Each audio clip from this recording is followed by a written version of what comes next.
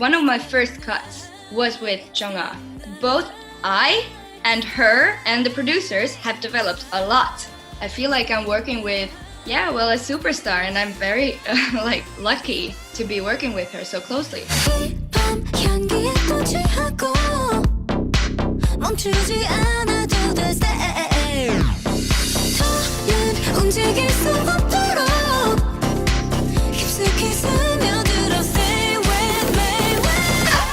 And this is how we start the video, Anna. This is how we start the video. How's it going, Anna? Congrats on the new MV, Stay Tonight with Chung Ha. What's the reception been like? How you been? What's been going on with it? Very good, thank you. It's been great.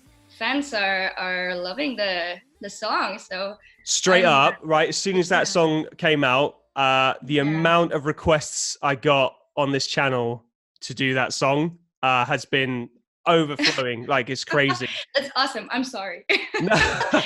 It's a great song. I love it. It's got a real cool sort of house vibe to it. It feels very sultry is the word I'd like to describe that. Kind of sexy and warm.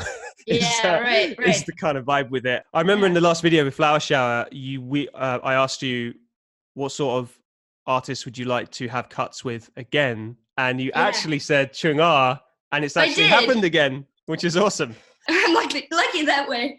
I didn't make a fool of myself. That's awesome. How did you get started in K-pop? What's your K-pop journey from the start till this point? Okay. I signed my first contract, my first publishing contract, late 2013. So that's like 6.5 years ago.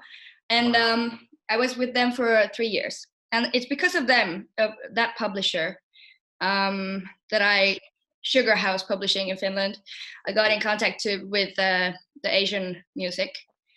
I just got a good start from there. But I didn't work full time with music back then when I started. So I've been like full time focusing for 3.5 years, about 4 years, something like that. That's awesome. I bet the productivity's just skyrocketed. Oh yeah, of course. Yeah. It's always tricky when starting out, when you're trying to juggle like a 9-to-5 job with the Exactly. I was at a point in my life when I really decided that I'm not going back to a normal job. I'm gonna make this work. So, and I've struggled. That's great. So when you first received the demo from, forgive me if I'm pronouncing this right, VINCENZO and VINCENZO. Yeah, sorry. Masingga and Fuxxy. What resonated about the demo when you first heard it from those guys? It's a very good story, actually. Like, it was a process. We worked on the top line for about 2 days, back and forth.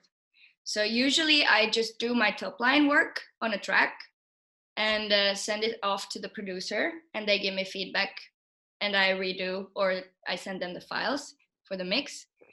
But this time, when I got the track, I was a bit confused. I didn't know where the chorus was, like what kind of chorus they wanted, if the drop should be without vocals or with vocals, Yeah.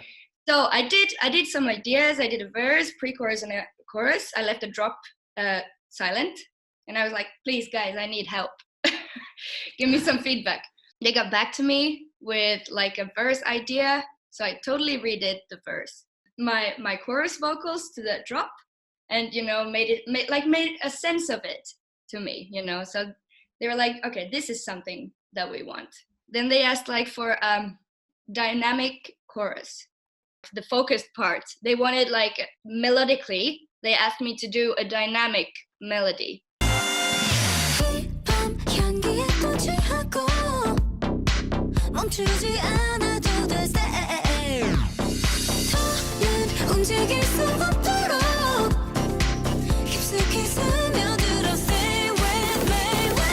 What was your thinking when you approached the top line? Like, what did you have to consider? I knew it was for Chung Ha. So I knew the artist, that we wanted to place the song with. And I kind of know her sound. So I had her in mind.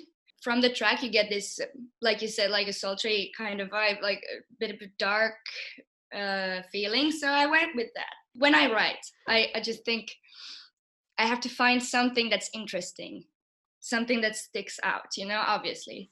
Tell me what you want to do, run away, stay the night. Tell me what you want to do, run away, stay the night. That thing, that's one of those things that sticks out. That one came quite fast, I think, in the process. So I love that. Yeah, cool. Yeah. That's the thing with K-pop, isn't it? You're always trying to like push the bar higher and always trying to innovate in different ways. And yeah, sometimes it's just like it will take you a while to get used to it, even because they've innovated so hard with the production. You've got to kind of match their level and take it one step higher, I guess, haven't you? Definitely. Yeah. Ah, yeah, cool. And that's what great with this. It's great with this group of producers, this team that I'm working with a lot. That we kind of have this, back and forth kind of workflow. If I need their help, they're totally there for me. So that's really nice. Awesome. Really great team. Cool. From Babby on Twitter. Wow, I mean, working with Chung Ha must be delightful. Her voice is so beautiful.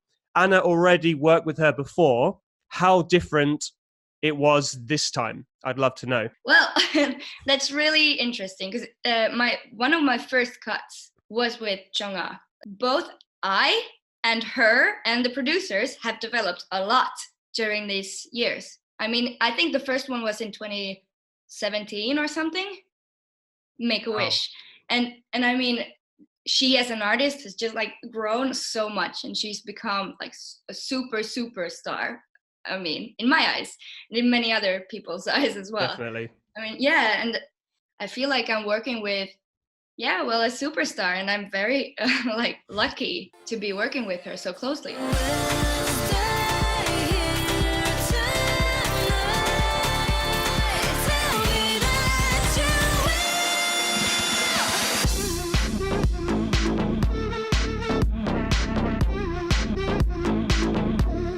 In your K-pop journey, what has been the hardest thing about it that no one ever warned you about? The hardest thing would probably be like building a network that works. Like, so your songs get pitched and the right people listen to the songs and everything. Usually if you're signed to a publisher, they do that. But me, since I'm on my own now, I have to do all these things on my own. I think that's probably the hardest thing. You're a musician, so we always have that. That's something that we know pretty much. So for anyone who's like looking to get into top lining for K-pop or general K-pop production, what would be your number one solid tip for that? Number one, I can only tell you one. Well, let's do three. Okay. For someone who wants to get into it. Yeah. I was thinking about this today because I thought you would ask this. I'm so predictable. Yeah. All right. So I would totally tell someone to study music. I wish I would have studied songwriting. That would have my career would have. I think I would have been faster in my career. Definitely. Yeah. Yeah. I'm not that young anymore, but I think there's so much online on tutorials, YouTube. You can buy classes from I don't know, people, songwriters. Second, find the right people to work with, contacts. Third, I think I said this last time too, but have some luck. Try to have some luck. Be lucky. I mean, it takes you a long way. Yeah, I think with the more that you just stick at it, the more luck kind of appears anyway. Yes, work hard. The luck kind of finds you in a weird way that you can never ever preempt or predict how it's going to work out, but it does. Yeah, that's interesting because I didn't see myself as a K-pop writer when I was a girl. What did you see yourself as a girl then? What were you in? I did always sing and I did always write my songs and everything. So I did see myself as an artist. It's a completely different skill set being an artist, isn't it? Definitely. Yeah. for me, when I was a teenager, early 20s, I just wanted to be writing punk rock, pop songs, sort of in a band and rocking out. And then, it kind of went away from that. And did you ever see yourself as a YouTuber?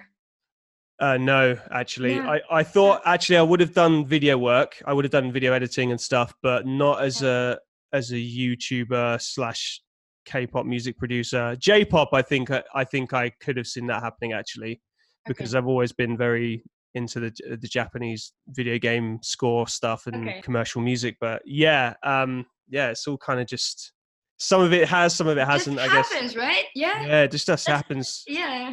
And you never know what you never know what you're going to like until you test it out anyway. Exactly. Yeah. And for me, like, K-pop's the most, as I said, the most creatively rewarding genre I've ever written in.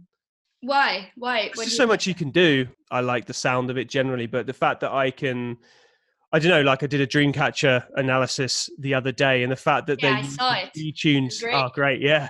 The fact that they use detuned metal guitars, like straight out of a metal band, and putting it into a pop song is there's not much of a limit really when it comes to creativity. Exactly. If anyone is looking for you on social media, where can they find you? Instagram, Anna Timgren official. Awesome. Thanks so much, Anna. And I'm sure we'll catch you again soon. And congrats on the song. Thank you. All right. Take care. Bye-bye. Bye.